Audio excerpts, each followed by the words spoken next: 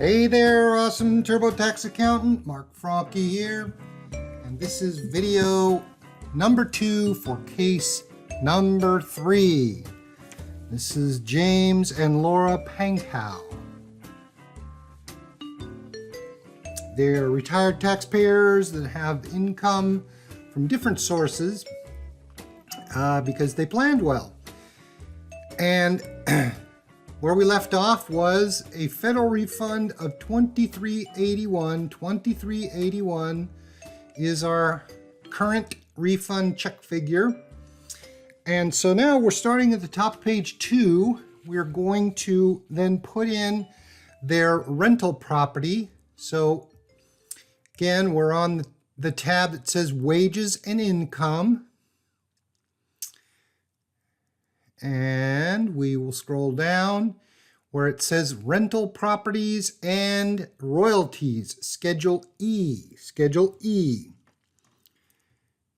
We'll start there. And do we have any rental property? Yes. We'll continue in TurboTax. And none of the above. This is a question basically if they're real estate professionals, which they are not.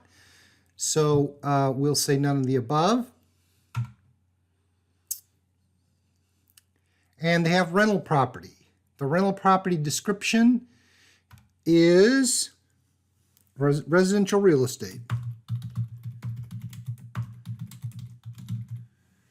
It's located in the United States, and the address 5455 Sycamore Lane,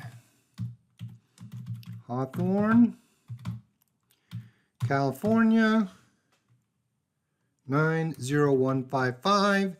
And this is property that's owned by both James and Laura. Both taxpayers own this property. So we will continue there. It is a single family home.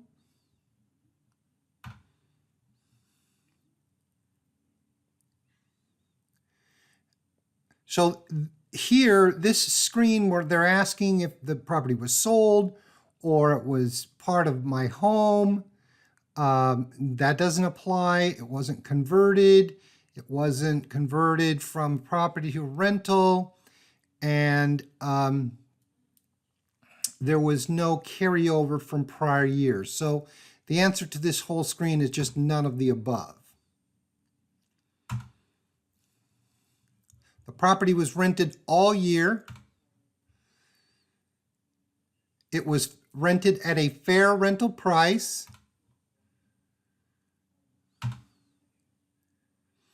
And they owned 100% of the property.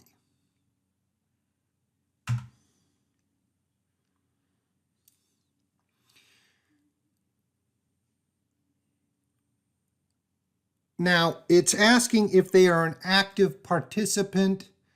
In other words, if they were doing this full time, that would consider them to be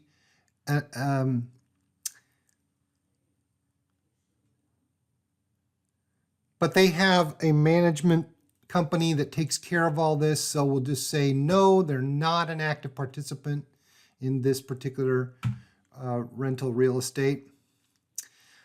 There was no 1099s issued.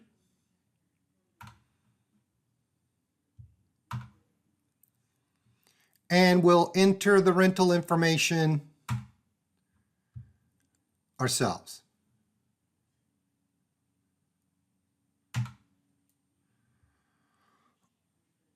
All right, so I'm going to put in the rental income. So I'll click on rental income.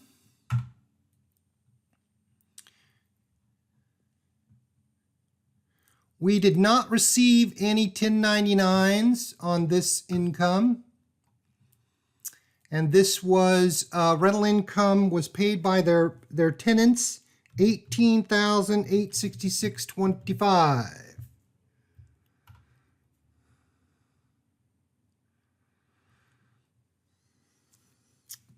but they have some expenses.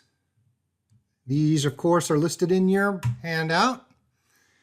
They had cleaning and maintenance of $720. Management fee, $1867. Repairs, $1042.35. Real estate taxes, $2566.25. Professional fees, $500.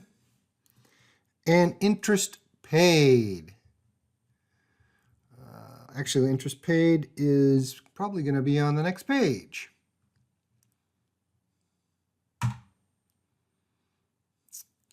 And the lender is Wells Snarky Bank.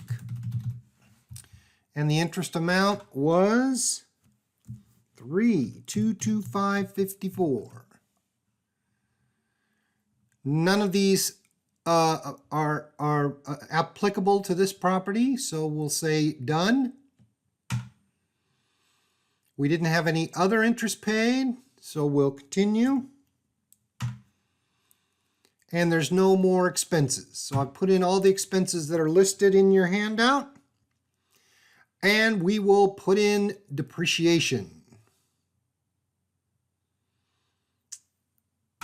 Depreciation is the writing off of the property itself as it depreciates. And they do have an asset that this property can be depreciated.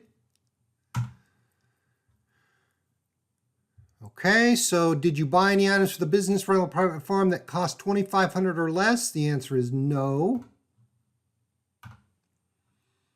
Did you make improvements? No. And this is rental real estate property.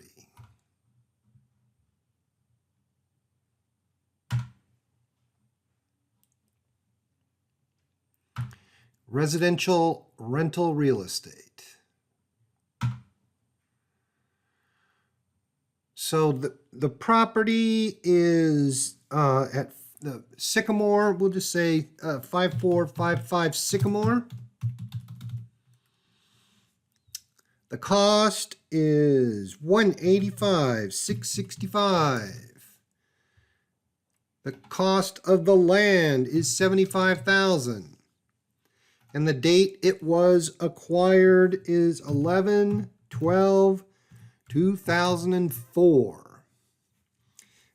The reason that we need to separate the land from the building or from the total cost is so that we can figure out what the depreciation is on the building, the house itself.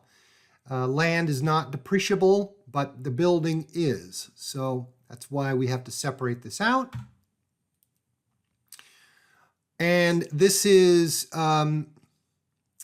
always have used this 100% for business, so none of these apply.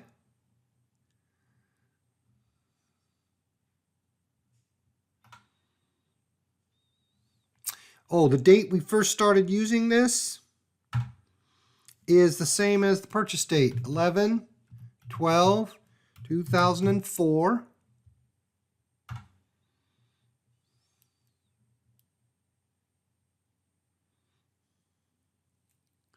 $68.63 is the depreciation, and that should be calculated automatically. Depreciation in prior years. So the depreciation for the current year is 4024.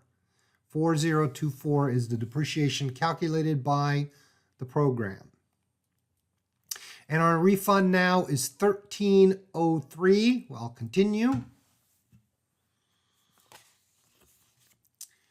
And we're done.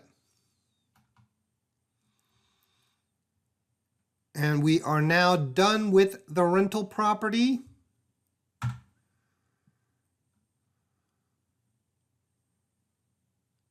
Neither one of these apply.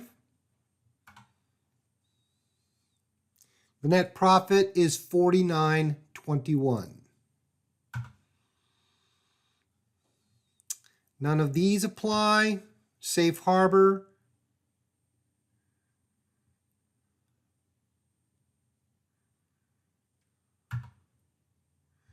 And yes, this is income is qualified business income.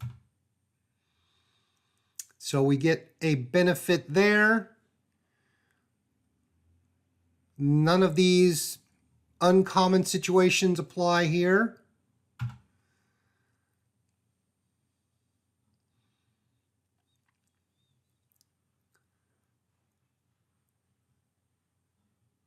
We'll just use the owner's name, James Pankow, because this is part of, he just owns this with his spouse. And we can say no, we'll skip the excess. We get a QBI, or qualified business income, of $984. We've had this before in some of our other cases, so hopefully that's familiar to you. And we are done with the residential real estate. We have some other income items to deal with. We have investment income. Before we do that, well, we'll put in investment income now. This is under stocks and bonds, form 1099B. 1099B, stocks, mutual funds, and bonds. We'll start that. And yes, we did sell some investments in 2020. We'll continue in TurboTax, and we'll put this in.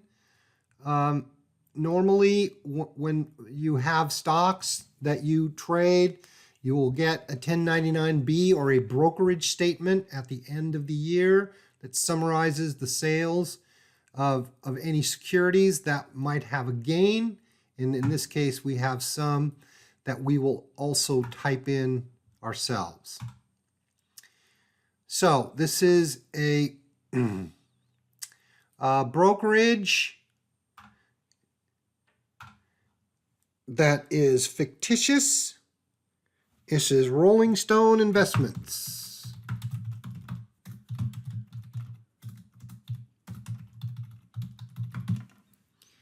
And we don't really have an account number, so that's okay.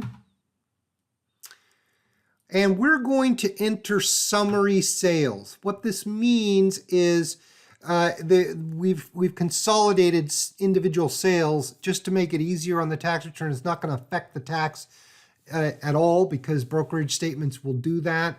So we'll have to put these in 3 times. We'll have 3 different sales, and the reason is because they have different characteristics, and you'll see what that means in a second. So for sale number 1, this is sale number 1. The proceeds are $6,087.25. The cost basis is $4211.55. In other words, they sold these securities for $6,087 and they had paid $4211.55, and this is going to be a long-term non-covered. Long-term non-covered. And so we will continue.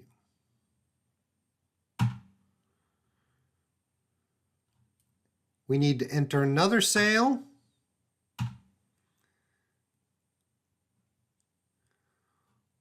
This is sale number 2. Again, a summary. The total proceeds for sale number 2 are $10,725.68.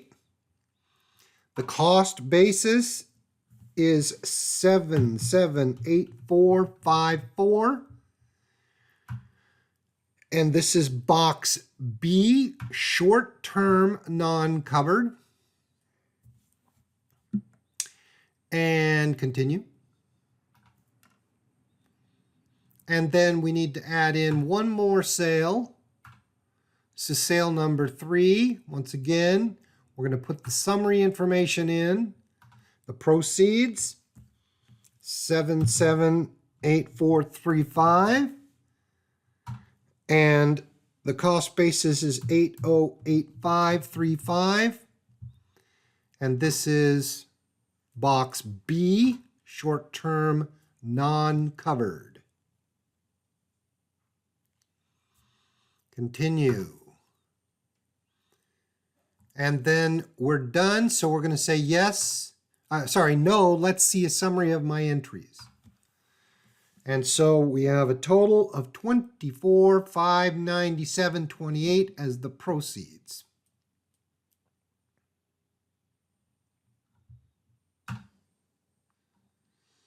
And now we're showing a federal refund of $648.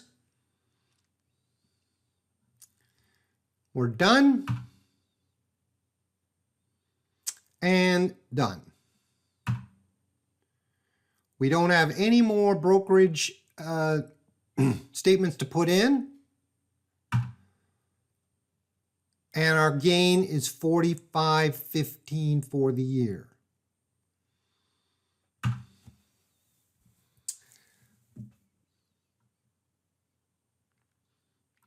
The last thing we need to do is put in their estimated payments. So we'll go to deductions and credits. I will put in I'll find what I need. And where are our estimates? Here we go. Down to estimates and other taxes paid. We've done this before in other cases, so this should be familiar to you. We're just going to put in,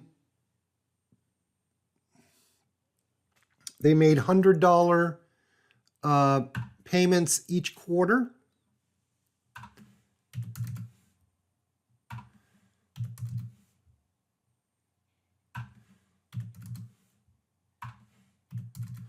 And we'll change the date paid on this first one to be April.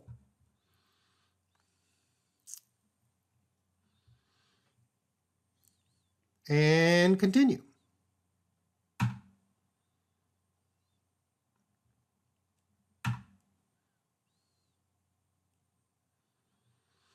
All right, so we're done with that. Let's go through and do a federal review.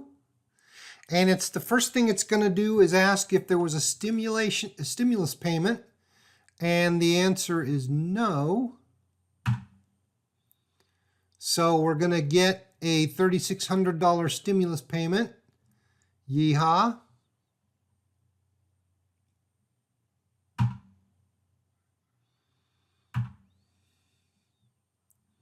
There's no 1095A. We'll just go through, double check, check for errors. Looks like there's some things we need to deal with. No virtual currency.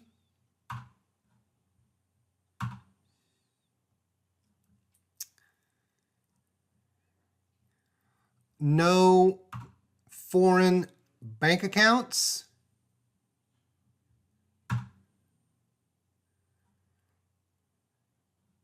And no distributions from a foreign trust.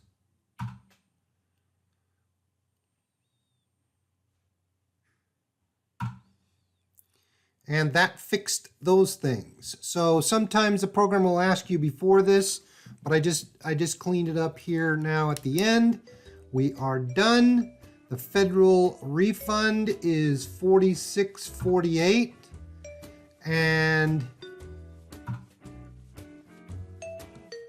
from that, we can make our PDF file, $46.48. We have also, if I look at the tax summary from the tools, adjusted gross income of $128,329, taxable income of $99,945, and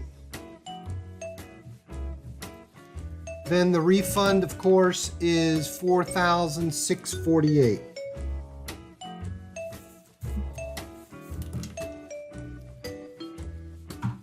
Okay, that's it for James and Laura Pankow. Thanks for listening, and I'll see you again soon. Bye-bye.